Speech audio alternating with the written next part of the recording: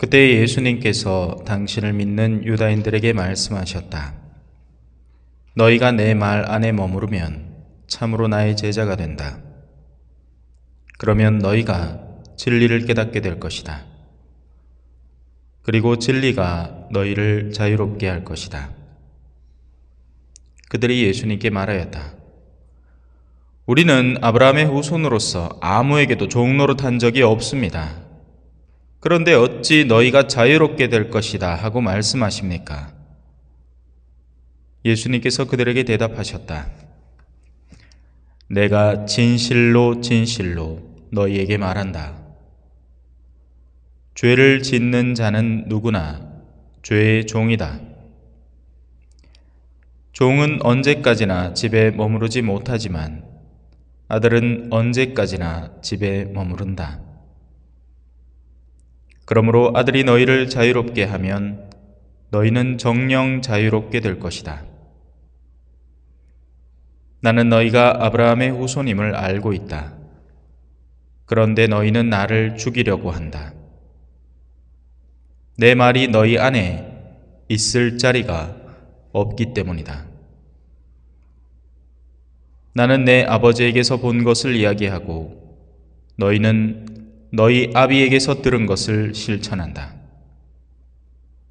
그들이 우리 조상은 아브라함이요 하자 예수님께서 그들에게 말씀하셨다.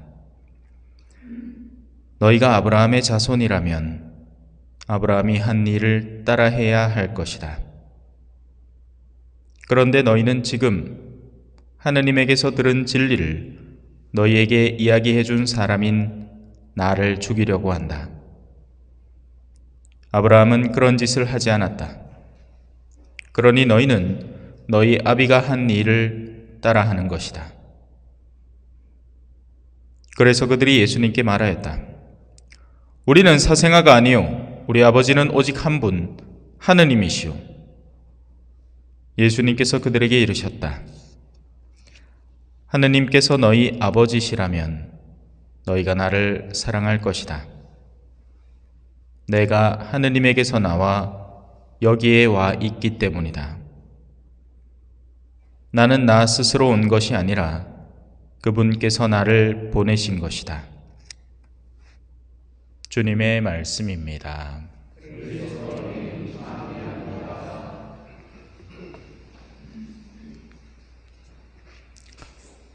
참 예수님, 사람의 다양한 부류에 대해서 잠깐 살펴보겠습니다. 오늘 복음은 그 안에 등장하는 인물들에 대한 묘사가 덧붙여져 있습니다. 이 사람의 부류에 대해서 이야기를 합니다. 자, 먼저 아버지에게서 본 것을 이야기하는 이, 혹은 달리 말해서 하느님에게서 들은 진리를 이야기해 주는 이를 꼽을 수가 있습니다.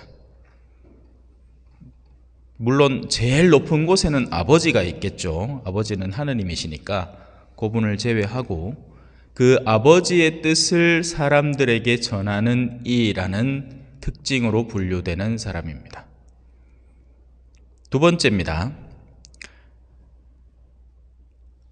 아브라함이 한 일을 따라하는 이들입니다.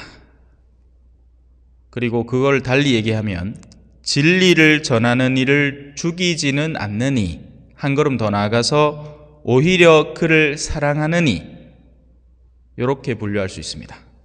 하느님으로부터 샘물이 솟아서 그 샘물을 전해받은 진리를 전하는 이가 그 물을 받아서 사람들에게 전해줄 때 그 물을 받아 먹는 이들을 말합니다. 자, 이제부터는 줄을 쫙 꺾고 아래쪽으로 내려오기 시작합니다. 너희 아비에게서 들은 것을 실천하는 이들. 오늘 복음의 표현을 빈 거예요. 이들은 달리 얘기하면 진리를 전하는 이를 죽이려는 이들을 의미합니다. 그래서 마지막 부류가 하나 더 있죠. 제일 위에 누가 있었죠? 하느님이 계셨죠. 제일 밑에는 이 아비라는 존재가 있습니다. 부모가 아닌 겁니다. 더러운 영, 사탄을 의미하죠. 거짓의 아비. 그들에게서 들은 것을 실행하니 진리가 전해질 때 거부감을 느끼고 그 진리를 전하는 이들을 어떻게든 죽이고 싶어하고 그 입을 틀어막고 싶어하는 겁니다. 없어져 버렸으면 좋겠습니다. 자, 이제 마지막 그릇입니다. 이 그릇 안에는 사실은 누구나 다 담길 수 있습니다. 그게 뭐냐? 아브라함의 후손이라는 그릇입니다. 물론 육체적으로 아브라함의 후손이 아닌 이들도 있겠죠. 하지만 아브라함의 후손 속에는 지금 언급된 이들이 실질적으로 다 담깁니다. 유대인들이잖아요. 그죠? 예. 그래서 이 아브라함의 후손이라는 그릇은 사실은 크게 중요한 게 아닙니다. 자, 이제 본격적으로 들어가겠습니다. 오늘날에도 우리는 이런 말, 표현들을 할 수 있습니다. 나는 순교자의 후손이다. 나는 어느 신부님을 잘 안다. 제 주변에도 그런 사람들이 수두룩 빽빽하겠죠. 내 마신부님 안다. 같은 학교 댕겼다. 내 옛날에 경신고등학교 선생님 했다. 그때 마신부님이 그때 내 학생이었다. 뭐 이런 여러 가지 얘기를 자유롭게 할 수 있을 겁니다. 자유분방하게. 아는 사람이라는 선에 다 묶여버리는 겁니다. 하지만 순교자의 후손은 두 종류가 있으니 순교자의 육체적 후손, 그 성을 이어받은 사람들, 그리고 순교자가 한 일을 따라하는 이들로 구분해서 살펴봐야 됩니다. 이 신학교 다닐 때 한 친구가 뭐 김대건 신부님의 후손이네 뭐네 해가지고 막 한참 신부 될 때도 막 미디어에서 막 띄워주고 그랬단 말이에요. 예. 근데 그게 중요한 게 아니죠. 김대건 신부님처럼 사는 게 중요한 거지. 예. 그 이름만 따오고 성만 따오면 뭐 하겠습니까? 그죠? 그래서 제일 바람직한 건 이거겠죠. 순교자의 육체적 후손인과 동시에 순교자가 한 일까지 정말 철두철미하게 따라하는 이라면 얼마나 좋겠습니까? 지금 최근 들어서 우리 본당 나오는 분 중에 순교자의 후손이 있어요. 근데 그래, 이 차량 봉사자 없다니까 자진해서 그것까지 신청해서 하겠다 그럽니다. 금상첨화인 거죠. 아이고, 순교자 따라서 정말 봉사의 정신으로 다른 일을 위해서 희생하고 헌신하며 살겠답니다. 아름다운 일이죠. 하지만 반대도 가능하겠죠. 순교자의 후손인데 정작 순교자가 한 일은커녕 순교 시대 당시에 배신자가 할 일이나 하고 있다면, 돈 버는 데나 집착을 해가지고 이웃하고 싸움 붙고 막 머리 지끄대기 지끄뜯고 싸우고 막 오만데 막 성질 내고 막 열 뻗쳐가지고 막 화내고 길거리 돌아다니면서 술 먹고 막 째리뽕 돼가지고 막 엉망진창으로 살고 도박하러 댕기고 막 이렇게 하면 이게 뭔 놈 순교자의 후손이에요. 이름은 따오겠지. 심지어 이름도 똑같을 수도 있겠죠. 뭐 김대거인데, 이름이 김대거인데 하는 짓거리는 뭐 엉망진창인기라. 그러면 영적인 의미로는 전혀 순교자의 후손이 아닌 게 되는 거죠. 그래서 결국 사람은 두 종류로 나뉘게 됩니다. 바로 이 영이라는 영역을 기준으로 두 종류로 나누는 겁니다. 예수님께서 그 복음 초반에 이야기를 하죠. 자유로운 사람과 종의 신분으로 살아가는 사람, 거듭 이야기합니다. 자유로운 사람과 종의 신분으로 살아가는 사람입니다. 옛날에는 실제 종들이 많았죠. 이 동네에 여기 계신 분들 이야기를 가끔씩 들어봐도 막 우리 집에도 막 노비 한 몇 명 데리고 있었습니다. 가들은 성도 없어. 그게 전부 다 일제시대를 거치면서 이제 성씨를 마음대로 취할 수 있다 하니 그렇게 해서 취해진 성씨가 뭐예요? 왕족 성씨를 산 거예요. 그래서 김씨, 시박씨가 넘쳐 흐르는 겁니다. 어떻게 그럴 수 있어요? 왕의 성씨가 어떻게 한 나라에 그렇게나 많이 넘쳐 흐를 수 있냔 말이에요. 돈 많이 벌어 산 거예요. 원래 성씨는 그렇게 많을 수가 없습니다. 원래 옛날엔 성씨가 없었어요. 아예 아주 중대한 일을 했던 장수나 왕족이나 성씨를 갖고 있었던 거죠. 옛날에 노비는 그냥 뭐 막둥이 뭐 동네 그냥 뭐 그래 불렀단 말입니다. 이름도 없었어요, 제대로. 여튼 과거에는 그렇게 우리나라에도 분명한 신분제가 있었고 양반이 있고 종이 있고 그랬죠. 하지만 순교자의 육체적 후손이 순교자의 후손이 아닌 것처럼 종의 신분이라고 해서 그의 영혼까지 종이 되라는 법은 없습니다. 반대로 아무리 돈이 많고 아무리 유력한 집안 출신이고 뭐 그야말로 성고래 진고래 뭐 다 해먹는다 해도 그가 죄 속에 머물러 산다면 그는 죄의 종이 됩니다. 죄는 그것을 짓는 자들을 구속해버립니다. 반드시 그렇게 됩니다. 헤어나올 수가 없습니다. 그의 양심이라는 그 건덕지 안에 얽혀 넘어져서 그게 끊임없이 자기를 구속합니다. 사제 생활을 하면서 참 조심해야 되는 부분이 그 부분입니다. 죄스러움이 불거질 때 그 부분을 이야기할 수 없게 됩니다. 그래서 맑은 양심을 유지하는 것은 정말 중요한 일이고 자유롭게 살아가는 것은 정말 소중한 일입니다. 그 어디에도 걸려 넘어지지 않을 수 있는 자유, 영혼의 자유.